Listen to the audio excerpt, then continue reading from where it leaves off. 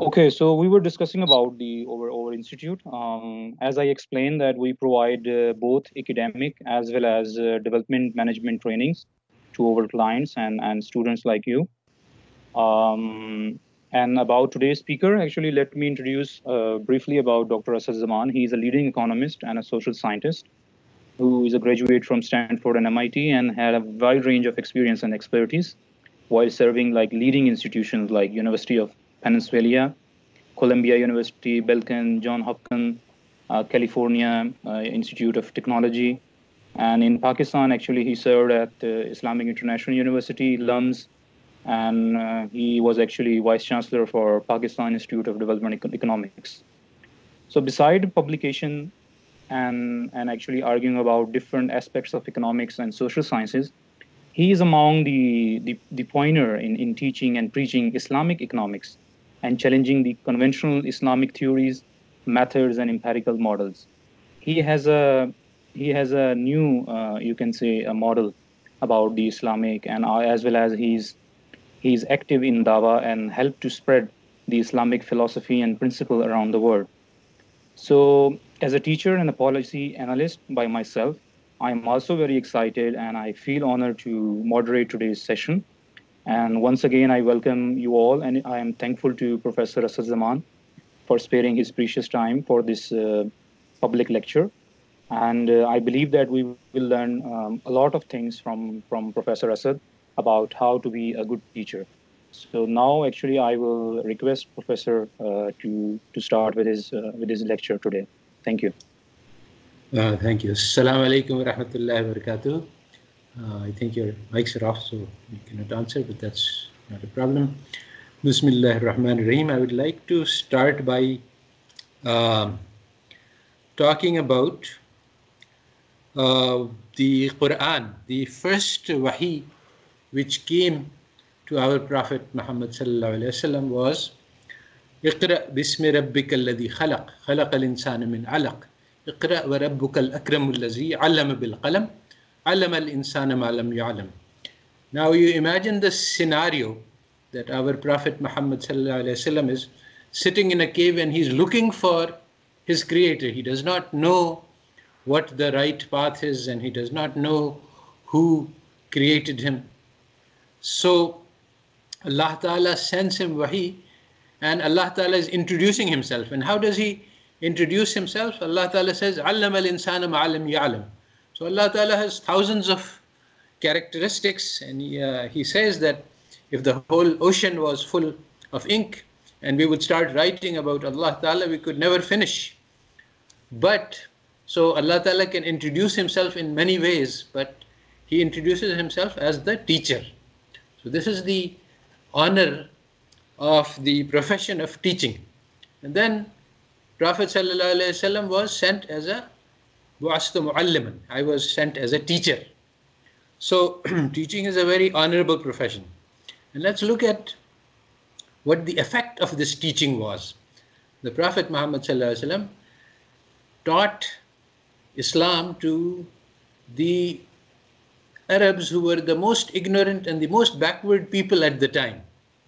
And because of the effect of this teaching, they became the leaders of the world and they launched a civilization which dominated the world for 1,000 years.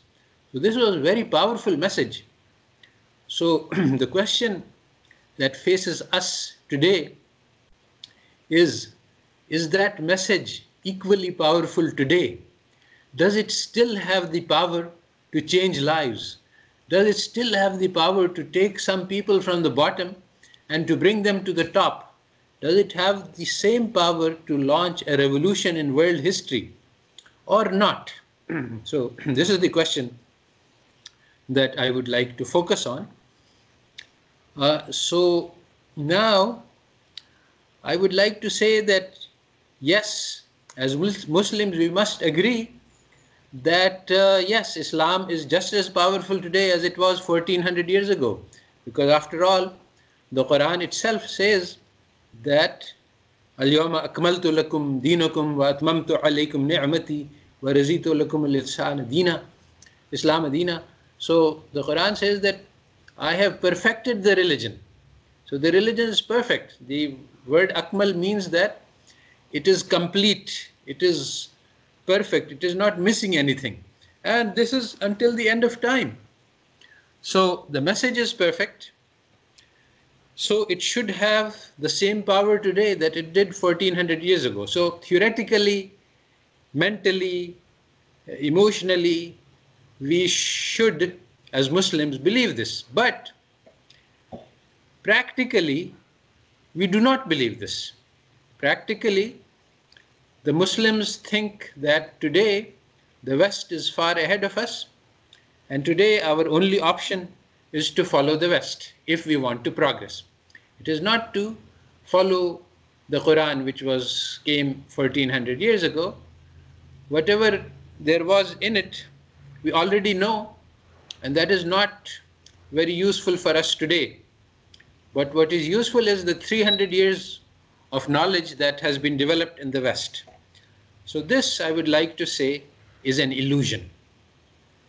And that's why this seminar is addressed to Muslim teachers, because we have some basic background understanding which we do not share with others. I have no prejudice or no objections and no hatred or anything like that. I love all human beings, and I believe that we all have commonalities. We are all children of Adam. We are all brothers and sisters. But the message has some very important aspects which the Muslims understand and agree. So the conversation can take place in a different way once we all agree that the that we have listened to and obeyed the message of Islam. So one of the understandings that we share is that the Quran is complete and perfect, and so therefore it should provide guidance for us. But today, practically, we have everything that we have learned as teachers has come from the West, because we have all been trained in the Western educational model. As I was trained at MIT and at Stanford, and I believed that this is the best knowledge and this is the best education and this is the best training for a long time. So it was only very slowly that I came to realize that this is a mistake and an illusion. Actually, what is needed today is that we need to learn both the message and the method of teaching which the Prophet Muhammad ﷺ brought to the world, because his message changed the lives of the people. So the question is, does our teaching as teachers change the lives of our students?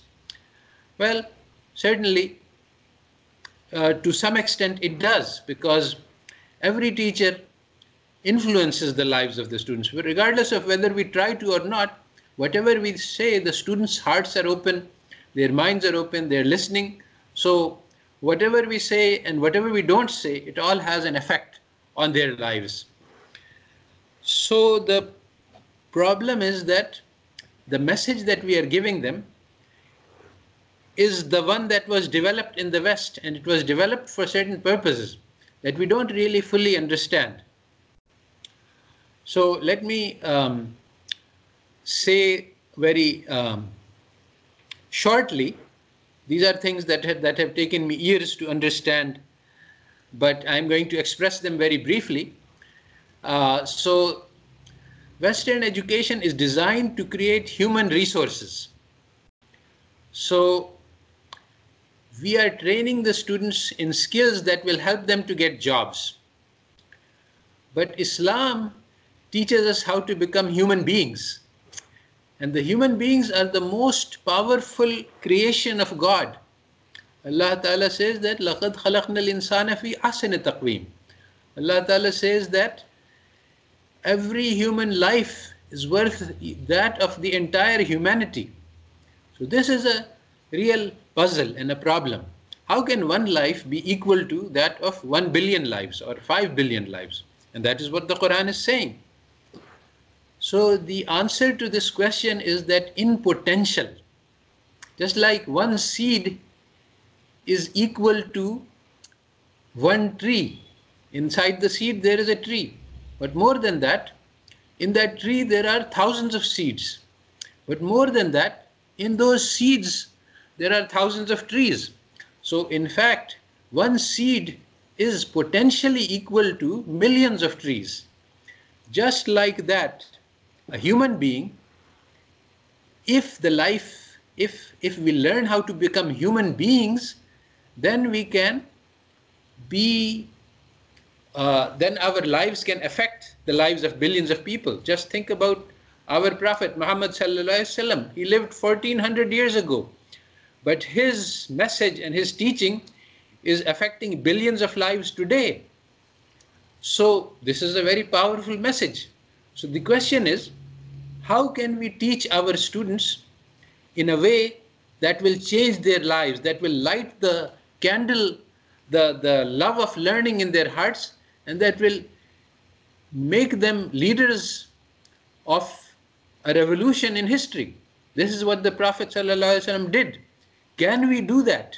Can we as teachers do that? So let me go back and become a little bit more personal. You see, I was a young undergraduate at MIT. I was 16 years old, and we were all freshmen, and we were very excited at this new. We were all away from homes for our first time, and we were very excited at the openings for learning that had been opened to us. The opportunities, they were tremendous, and we wanted to know how we should use this opportunity. So me and a group of fellow students, we spent all night discussing about the excitement and wonder of learning, and we were discussing about how we can best use our lives, what is the thing that we should learn. So after spending the whole night discussing this question, we realized that nobody has had a clue. None of us knew anything.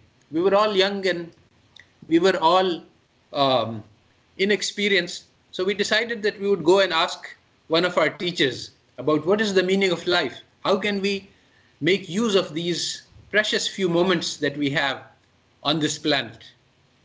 So we thought about who we should go to.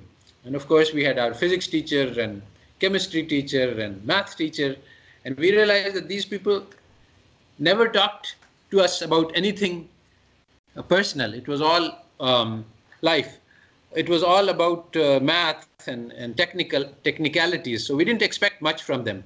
But there was one history teacher, and he used to talk about some of the things that seemed to be relevant for living on this planet. So we decided to go and ask him.